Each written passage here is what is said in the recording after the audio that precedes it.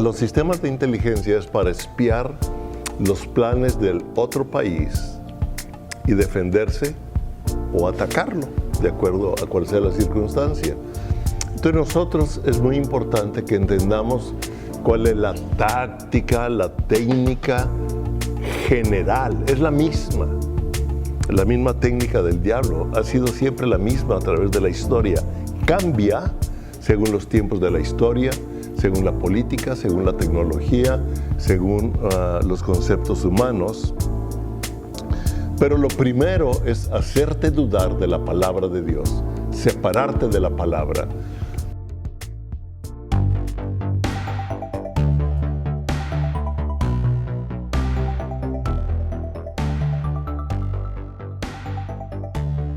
Muy buenos días, tardes, no sé qué hora es para ti, pero bienvenidos una vez más. Gracias por estar escuchando estas enseñanzas y estos comentarios sobre lo que estamos viviendo, basados también en los principios bíblicos para aplicar la sabiduría que hay en la palabra de Dios y aprender a vivirla. Hemos hablado que siguiente página habla de una historia en general, somos parte de una historia en general, pero nuestra propia historia siempre tiene una siguiente página que Dios quiere escribir con nosotros. Y el tema de hoy es precisamente este: la historia habla, aprendamos de ella. Porque ¿cuántas veces realmente conocemos historias o hemos oído historias, inclusive las historias de la Biblia o las historias de la tierra, revoluciones, etcétera, tiempos que ha pasado la Segunda Guerra Mundial, etcétera, y las vemos como que aprendemos, pero realmente muchas veces no tomamos un aprendizaje fijo que nos ayude a vivir? Algunas veces sí, no quiero decir que nunca, ¿no? Pero yo creo que es tiempo de poner atención a la historia. Hay un dicho popular que yo considero que es cierto, que el hombre que no aprende, el hombre o la mujer que no aprende de la historia, está condenado a repetirlo. O sea, es muy fácil que repitamos los errores que otros cometieron o que no actuemos como deberíamos haber actuado en los tiempos actuales. Y nosotros sabemos o hemos oído que realmente la historia es una línea del tiempo, ¿verdad? Lo he mencionado antes.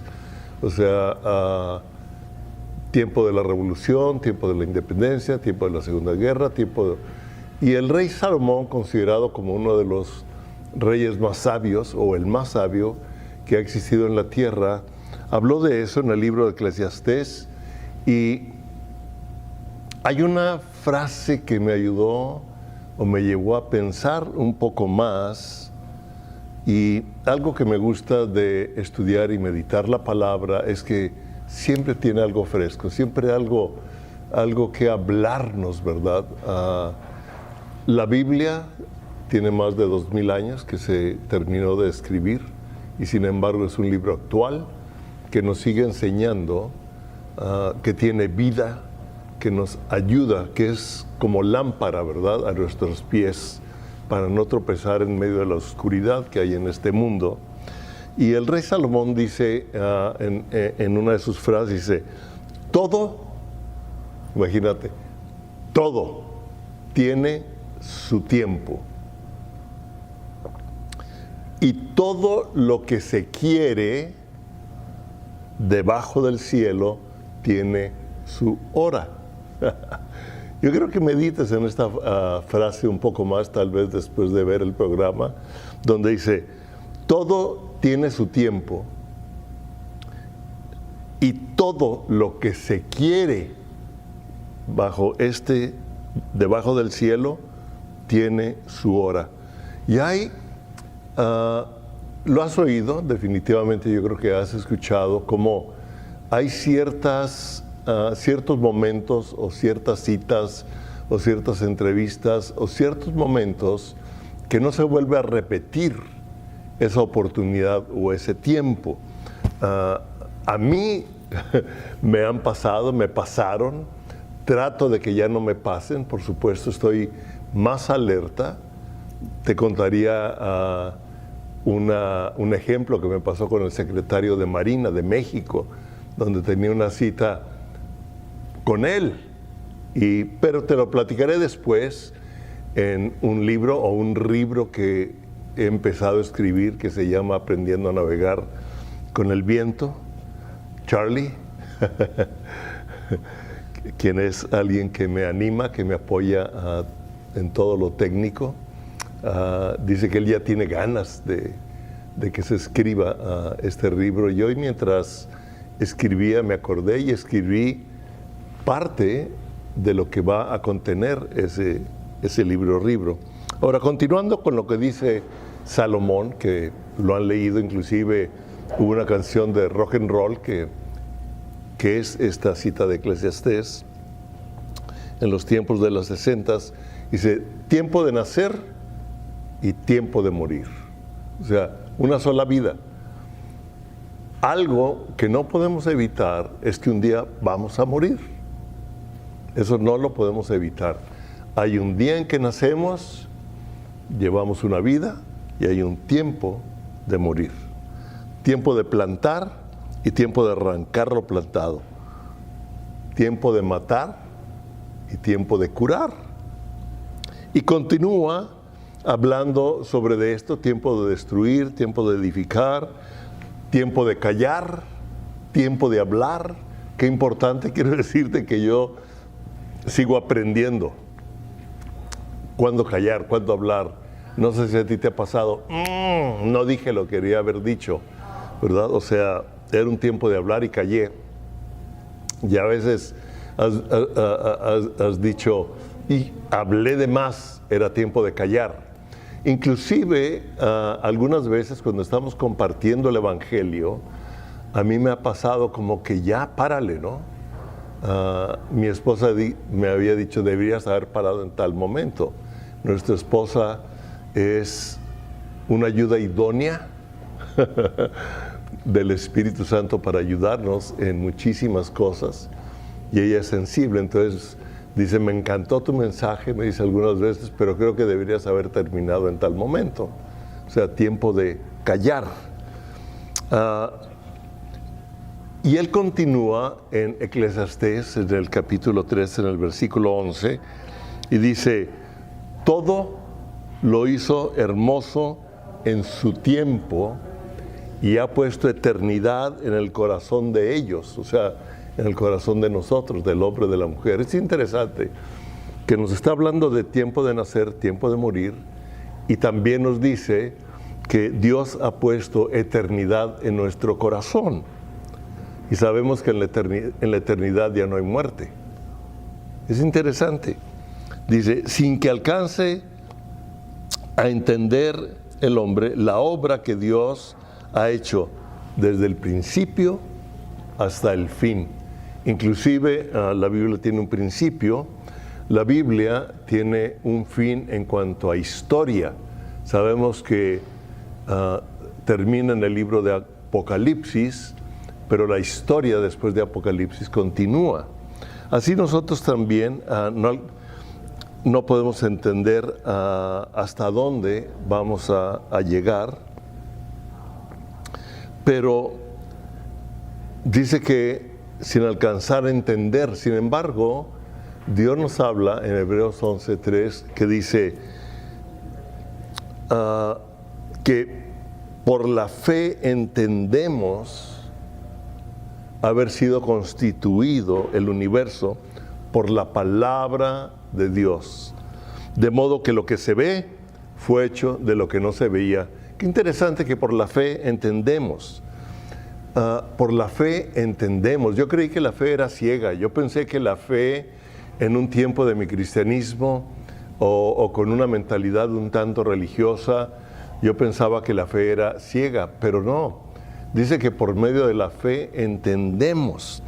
¿Sabes tú que la fe tiene que ver con la eternidad mientras vivimos en la tierra. O sea, la fe no es solo para lograr determinadas necesidades o que Dios ejecute diversos milagros mientras estamos en la tierra.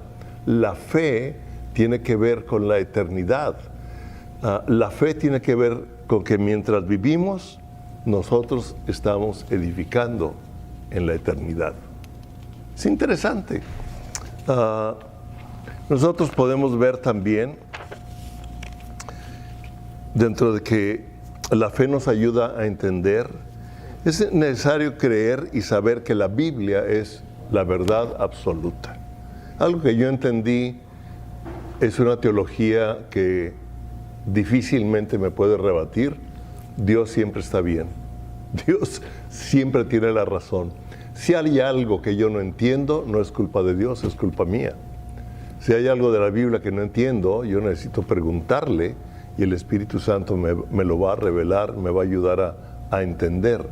Si hay circunstancias en la vida que no entiendo, yo lo voy a preguntar y aunque no me la conteste inmediatamente, yo sé que un día voy a entender. Porque Él dice que los pensamientos de Él o los pensamientos del hombre no son como los de Él. Nosotros vemos mucho conforme a nuestra humanidad, conforme a lo temporal, pero Dios ve conforme a lo eterno y Él nos invita a vivir lo temporal de acuerdo a sus valores eternos para lograr los propósitos de Dios en esta tierra. Y ya te estoy confundiendo con mi teología, pero es interesante pensar. Ahora, cuando en Hebreos 11 nos habla de que por la fe entendemos haber sido constituido el universo por la palabra de Dios, de modo que lo que se ve fue hecho de lo que no se veía, comienza a darnos algunos ejemplos de diferentes hombres hacer determinadas cosas,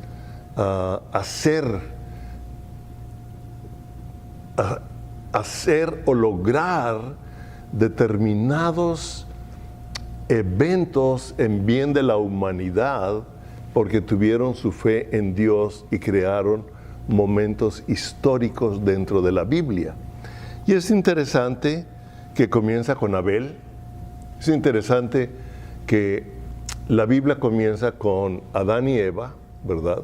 Bueno, comienza con la creación, pero como hombres comienza con Adán y Eva. Pero la fe, la historia de la fe comienza con Abel. Sabemos que Caín mató a Abel porque le tuvo envidia, porque los sacrificios de Abel eran unos sacrificios de fe. Lo que él hacía para Dios, lo hacía con la seguridad de Dios, que Él existía. Interesante, los papás les deben haber hablado y enseñado las mismas cosas a los hijos.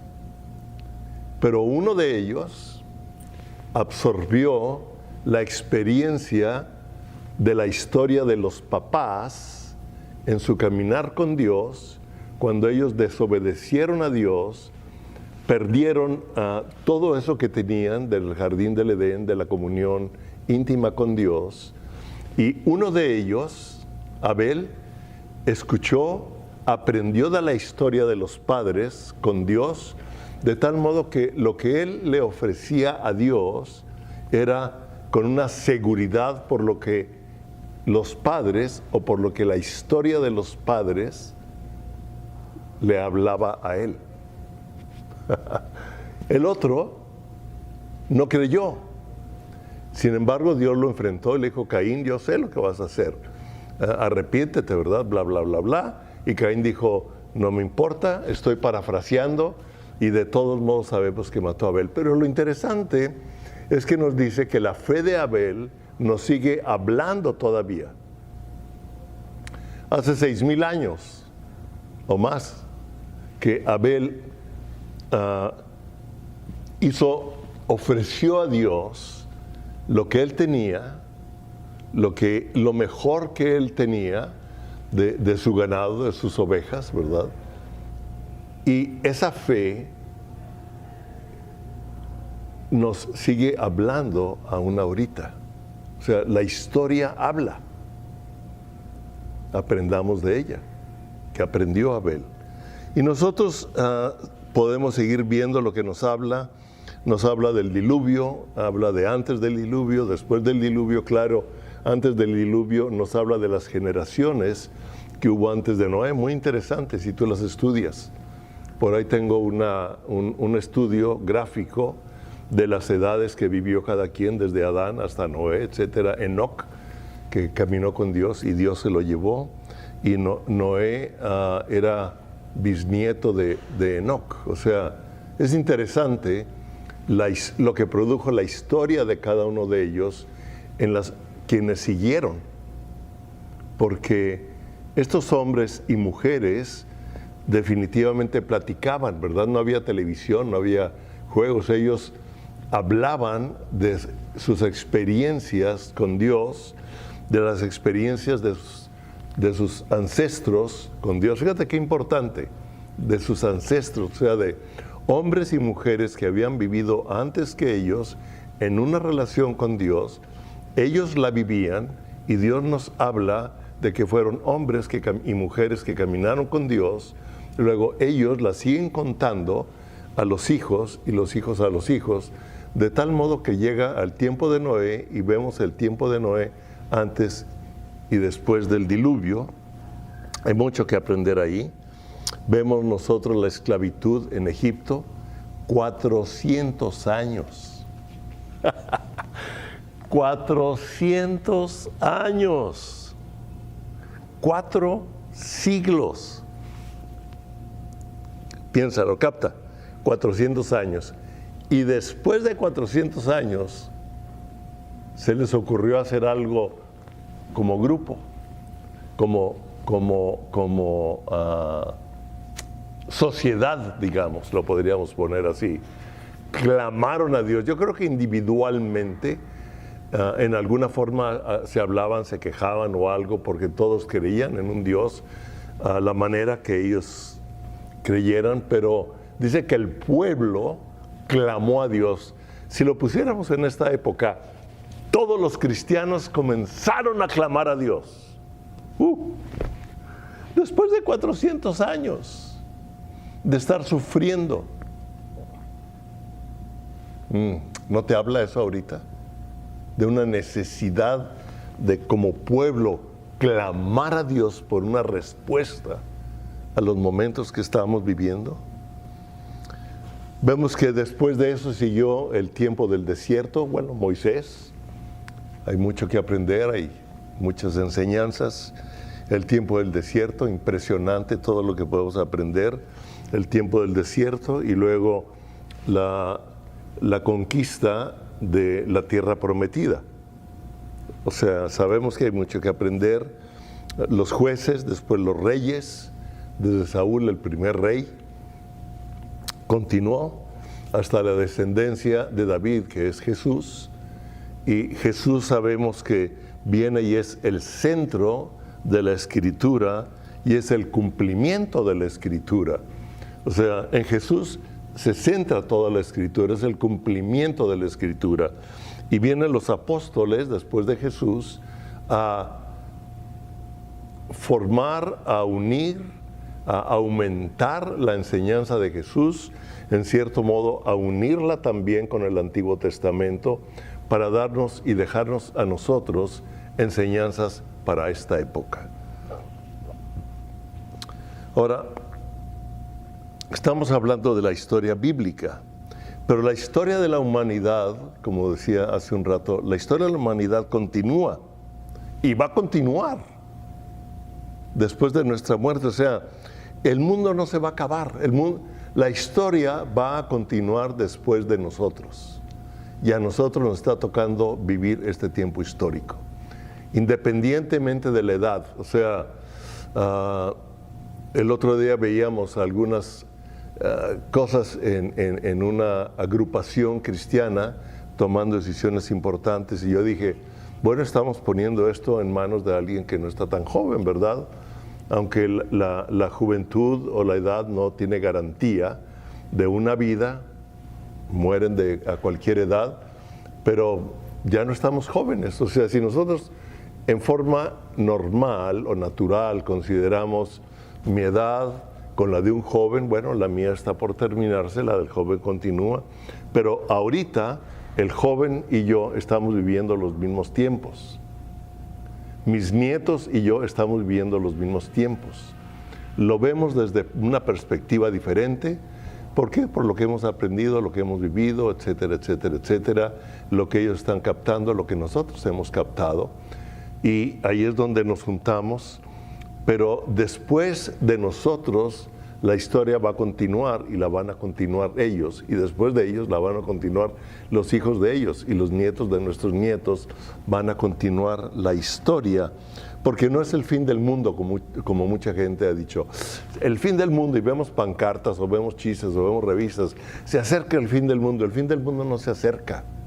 El fin del mundo no es cierto de acuerdo a la Biblia. Hay tiempos de acuerdo a la Biblia que podríamos rebatir, algo de apologética, ¿verdad? Algo de teología, que si el rapto, que después del rapto, que la venida de Cristo, como dijo Carlet, la venida de Cristo está desde que Él subió a los cielos, ya los apóstoles lo hablaban, etcétera, etcétera, etcétera. Pero en esta continuidad de la historia podemos y debemos aprender para actuar en estos tiempos y edificar lo que nos corresponde, entendiendo al mismo tiempo, como decía hace rato, que estamos edificando para este tiempo, dejando cimientos para los tiempos que siguen, y estamos edificando para nuestra eternidad. Necesitamos aprender a tener eso claro, de que nuestra vida no es nada más esto, sino lo que vivimos ahorita tiene que ver con la eternidad de nosotros y con la eternidad de otras personas. Eso ahí te lo dejo para que lo medites. Ahora, ¿qué estamos viviendo ahorita? Epidemia mundial. Pues ya lo sé, me puedes decir. Ya todo el mundo lo dice, sabemos que es una epidemia mundial. Hay diferentes opiniones de que si es accidental, que si fue creada, que bla, bla, bla. Eso también te lo dejo a tus propias decisiones. No, en este momento no voy a dar la mía.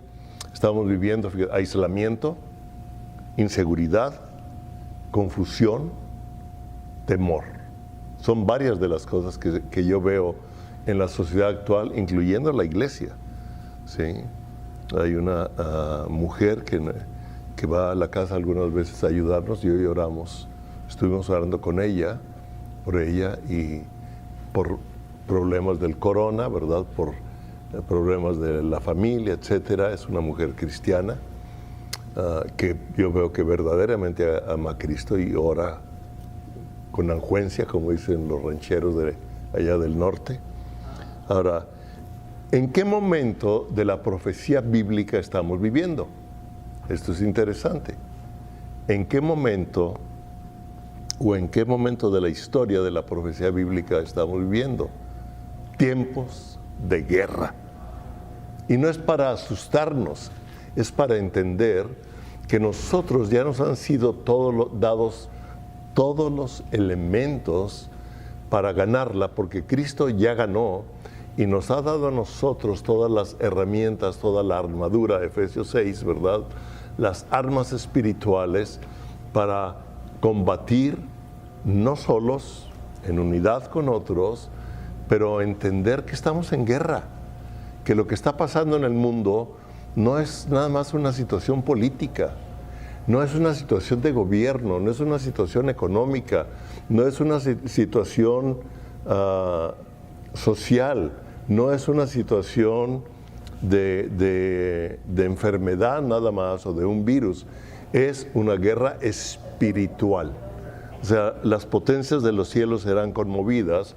Hay una guerra definitivamente en los reinos espirituales que se reflejan en la tierra, pero en 2 de Pedro, capítulo 2, 19, nos dice que, pero tenemos también la palabra profética más segura, a la cual hacéis bien en estar atentos. Tenemos también la palabra profética más segura.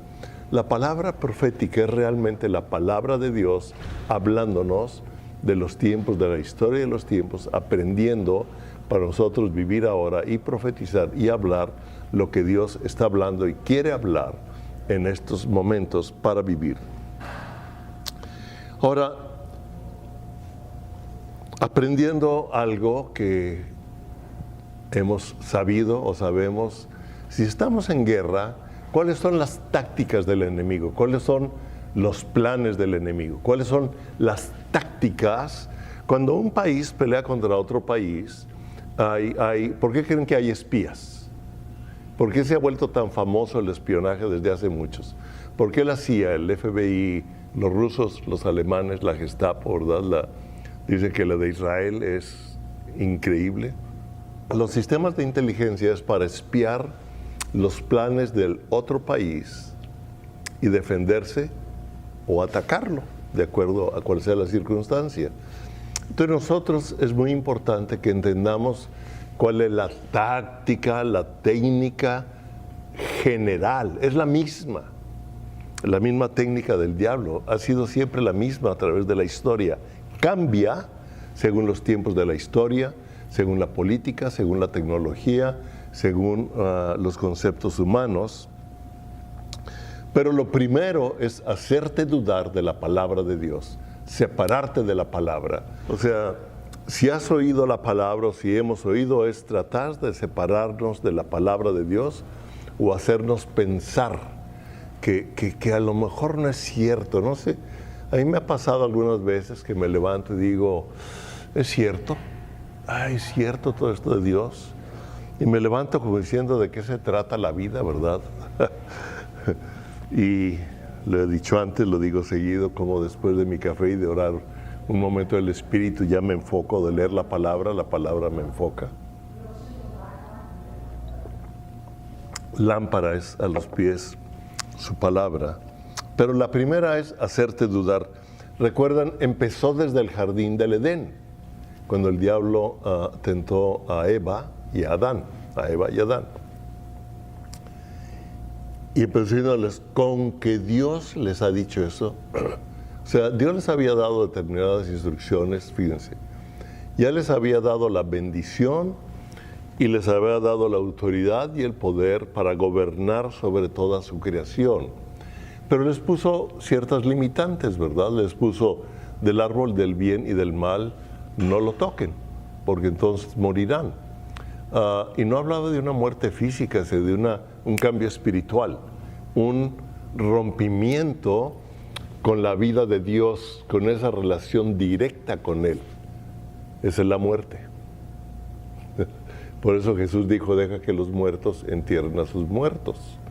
El que tiene al Hijo tiene la vida, el que no tiene al Hijo de Dios no tiene la vida. Y Él ya les había hablado, ellos vivían con Dios, no tenían televisión, no tenían influencia, no tenían políticos, no tenían nada, pero llegó una voz que les hizo dudar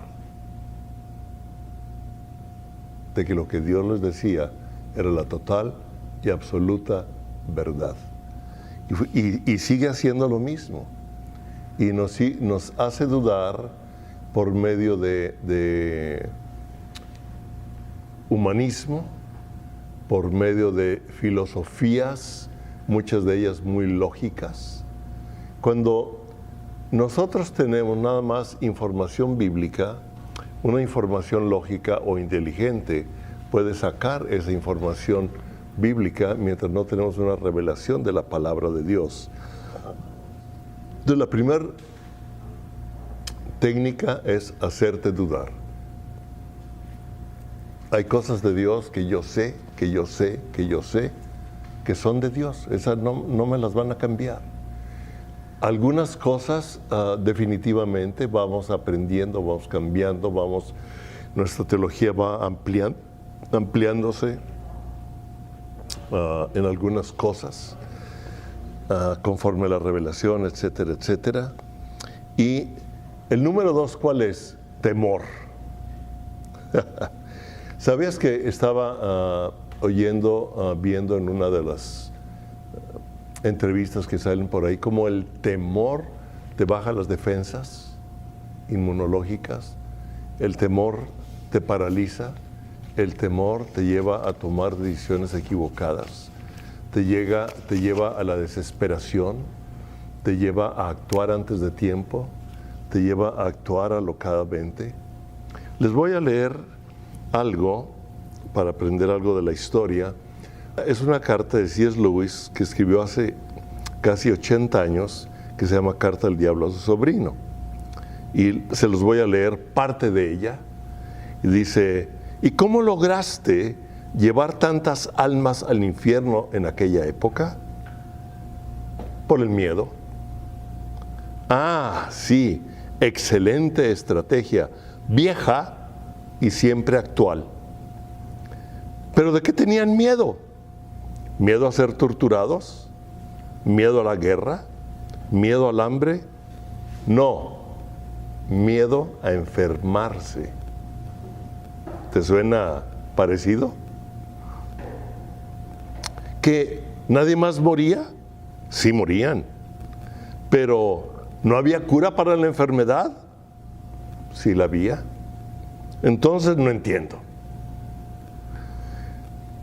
Como nadie más creía y enseñaba sobre la vida eterna y la muerte eterna, pensaban que solo tenían esa vida y se aferraron a ella con todas sus fuerzas, incluso si les costaba su afecto.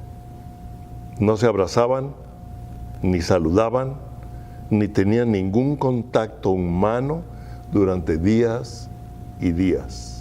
¿Te suena actual? Se escribió hace 80 años aproximadamente.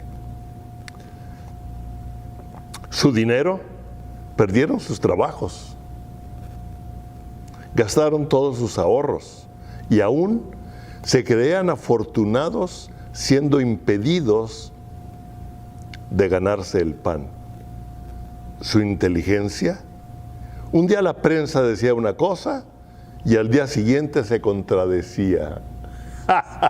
No te da risa. Y aún así se lo creían todo.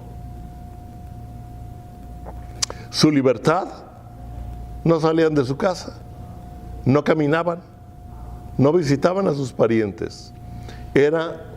Me encanta esta frase, era un campo de concentración para prisioneros voluntarios. ¡Wow! Era un campo de concentración para campos voluntarios. Aceptaron todo, siempre y cuando pudieran superar sus vidas miserables de un día más. O sea, una vida de supervivencia. Si logro un día más, si logro ganar dinero, si logro trabajo, si logro esto, si logro aquello, no tenían una realidad de la eternidad. Aceptaron todo siempre y cuando pudieran superar sus vidas miserables un día más.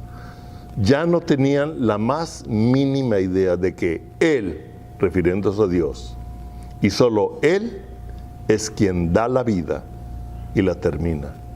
Fue así, tan fácil como nunca había sido. Este es del libro de Cartas del Diablo a su sobrino, de C.S. Lewis. Es el autor cristiano de Crónicas de Narnia. Es interesante. Cuando yo lo leí dije, ¡qué bárbaro! Yo le dije al hijo de un amigo, que es impresionante, un joven que Dios está levantando, y me dijo algo y le dije, es que la ciencia ficción o cierta historia de algunos escritores tienen mucho de profecía. Y muchos cristianos se cierran a la ciencia ficción o quieren tomar la ciencia ficción como si fuera la Biblia, ¿no? Pero ciencia ficción es ciencia ficción. Como el libro de la cabaña, ¿verdad? Que muchos se ofenden. porque dicen, no, es que no es de acuerdo a la Biblia, como el padre, una mujer de color negro, como, sí, o sea, no se dan cuenta que es una novela, pero como ha ayudado a muchos a entender. Yo la leí así. Ayer, ayudando a nuestro hijo a acomodar algunos libros ahí en su biblioteca, nos encontramos Piercing the Darkness. ¿Te acuerdas del nombre de esa novela? De Perry también. Son dos que yo recuerdo, son dos de los libros que he leído sin despegarme. Ahora, otro ataque del diablo, ataque a los bebés. Para mí este es el ataque más fuerte a la humanidad. Solo en 4 meses de este año ha habido más de 9 millones de abortos. Y para mí el aborto es un robo a la gracia de Dios sobre la mujer. Para mí es un robo a la verdadera hombría del hombre. Y el diablo viene ¿a qué? A robar, a matar y a destruir. Y claro que es tiempo de proteger nuestras casas, proteger nuestro automóvil, proteger nuestras propiedades, pero a veces nos importa más el robo de un bien pasajero que el robo de la humanidad, que el robo de la vida, que el robo de la gracia dada por Dios a la mujer, que el robo de la hombría del hombre, que el robo de la verdadera feminidad de la mujer. Y dice que el diablo viene a robar, a matar y a destruir, pero Jesús viene ¿a qué? A darnos vida y vida en abundancia. Dos contrastes. Nosotros necesitamos aprender de la vida para poder luchar contra el espíritu de muerte en este mundo, en estos momentos sobre todo. En Primera de Pedro, capítulo 3, versículo 7, dice algo: pero vosotros maridos, igualmente, porque primero le habla a la mujer de sujetarse, bla, bla, bla, bla, no me voy a meter en esos detalles. Ahí los hombres, sí, la mujer, sométete, ¿verdad?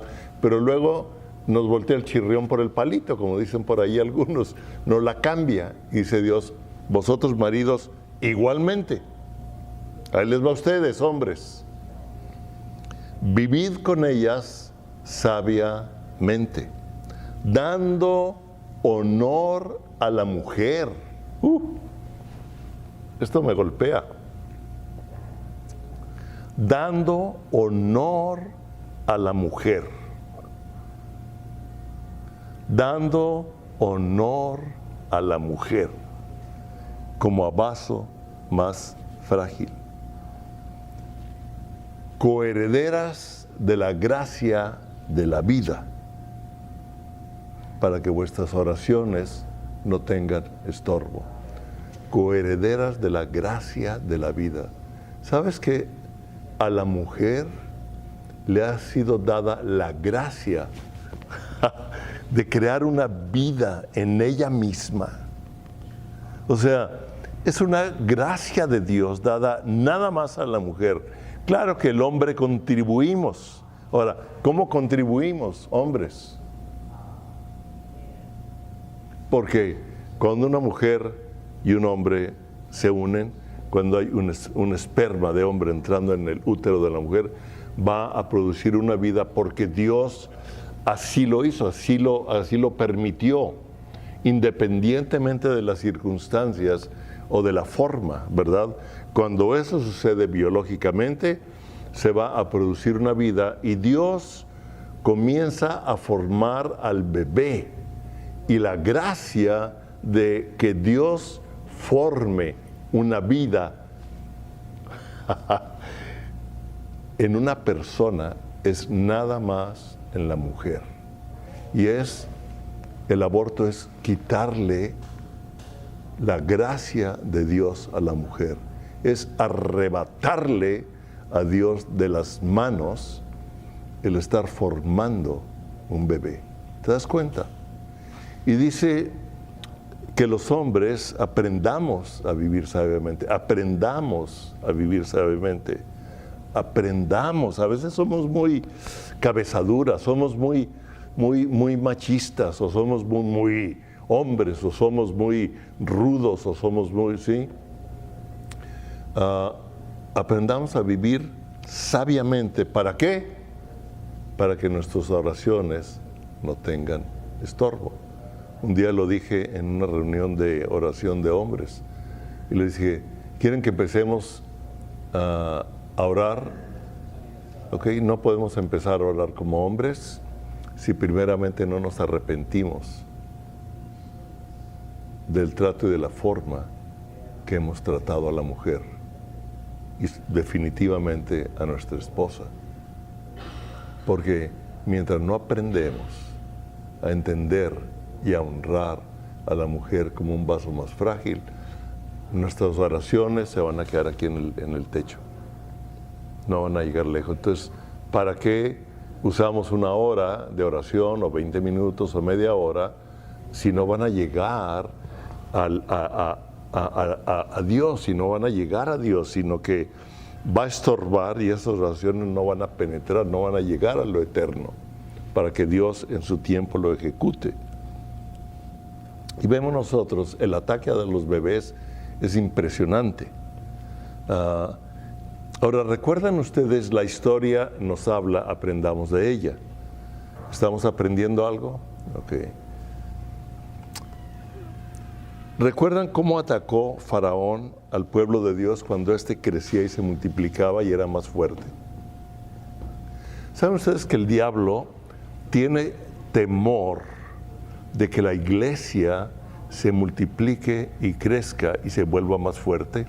Y como la iglesia está creciendo, se está multiplicando, está tratando o está atacando por medio de los bebés. Cuando esto pasó, ¿qué hicieron? ¿Qué hizo Faraón? Primero, les dio más trabajo, los mantuvo ocupados, para que estuvieran cansados, para que no tuvieran más tiempo de cosas, para agotarlos. Fíjense, les aumentó los tributos, subió los impuestos y no tenían armas. ¿No les parece una similitud a la política actual de los liberales, de los socialistas, de los populistas, de los marxistas, de los fascistas, etcétera, etcétera? Ahora, no quiero darte nada más las malas nuevas, quiero terminar esto. No lo voy a terminar porque ya es un tanto largo, pero quiero terminar con las buenas nuevas. Y vamos a poner la mirada en Hebreos 12. Como les decía, la iglesia está creciendo y la iglesia se está fortaleciendo.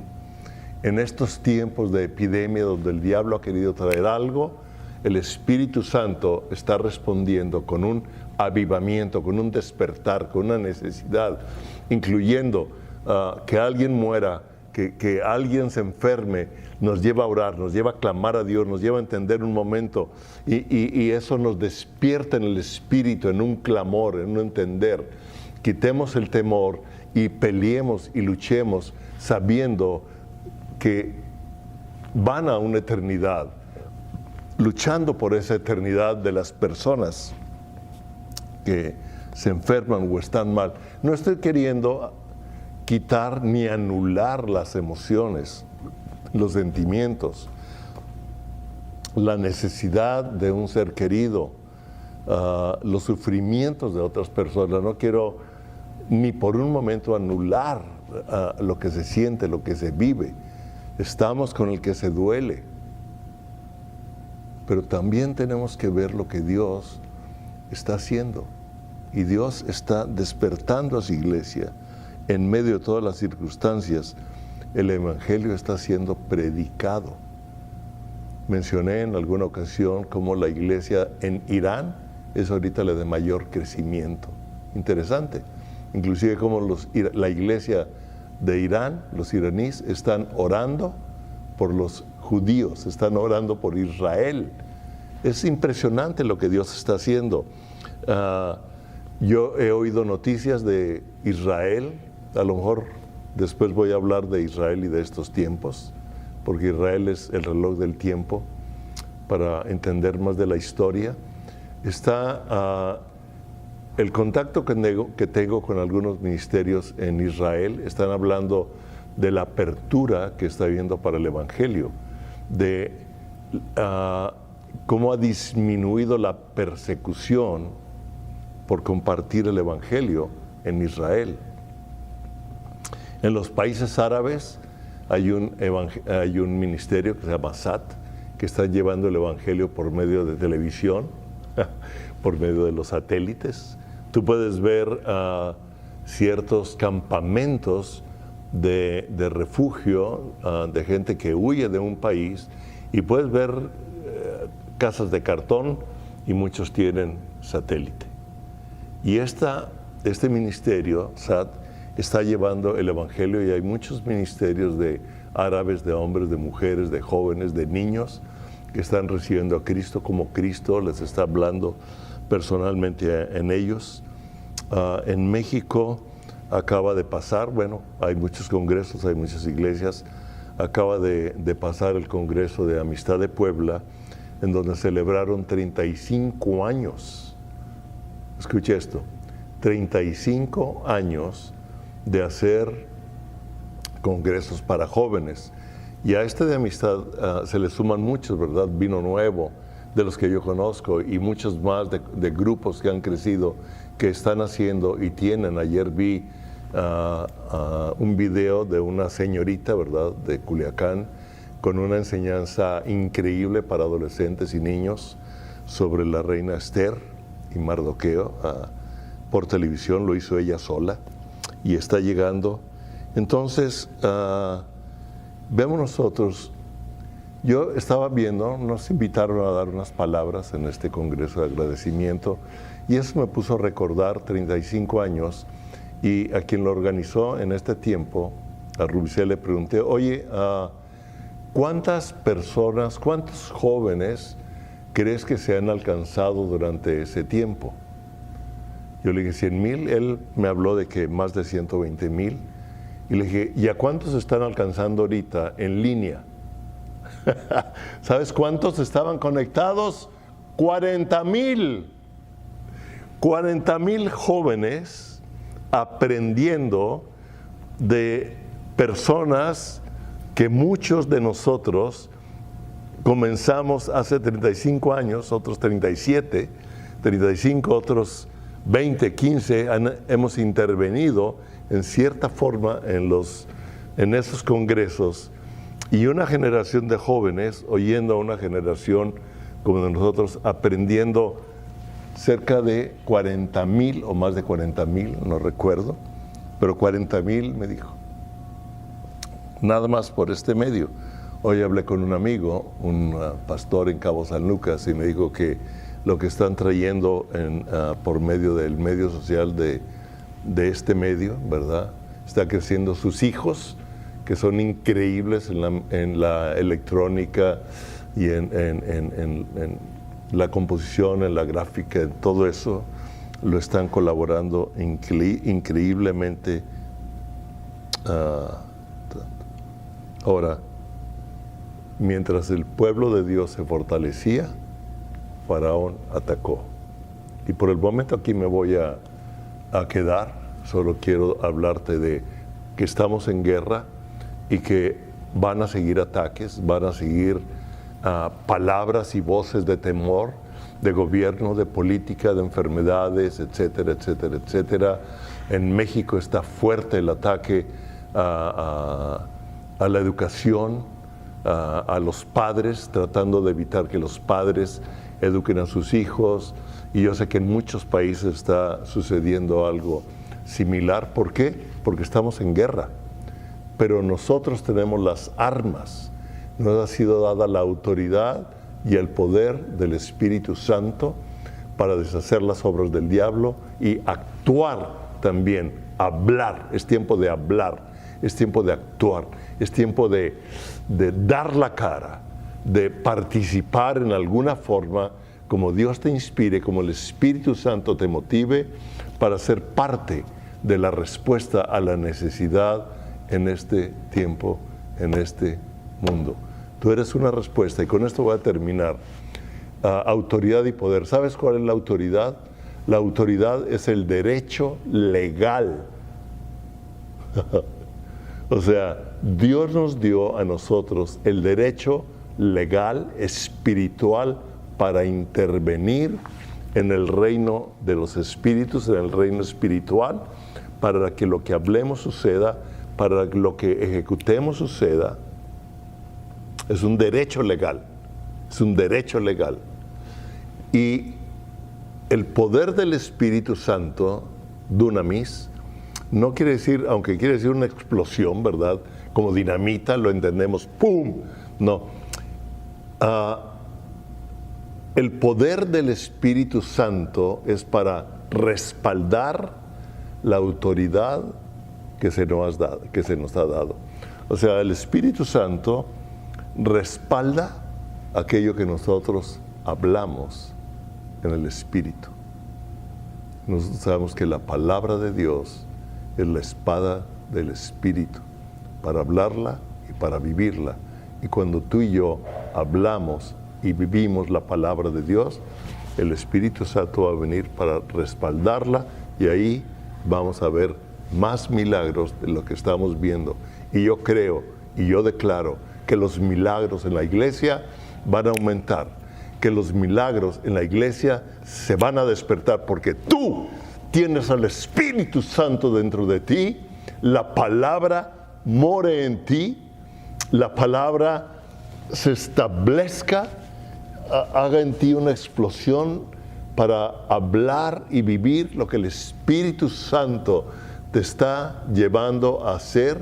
Y lo estoy viendo cómo se están saliendo algunos cristianos, ¿verdad?, en medio de todas esas grupos que están queriendo atemorizar, y cómo el Espíritu Santo los está ayudando, los está respaldando.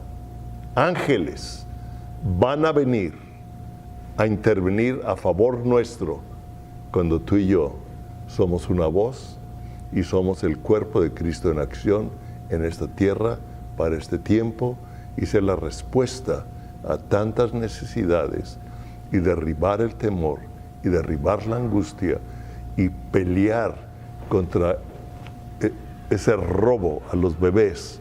Voy a hablar de cosas más, de adolescentes y de otras cosas más adelante. Que Dios los bendiga. Gracias, Señor. Gracias, Señor. Gracias, Señor. Espíritu Santo, afirma y aumenta lo que han oído en cada uno de ellos, en cada hombre, cada mujer, cada joven. Lo que han escuchado, que se reproduzca, crezca, se reproduzca en la forma en que tú les hablas, en que tú los instruyes, en que tú les revelas a cada persona, Señor. En el nombre de Jesús. Amén. Amén.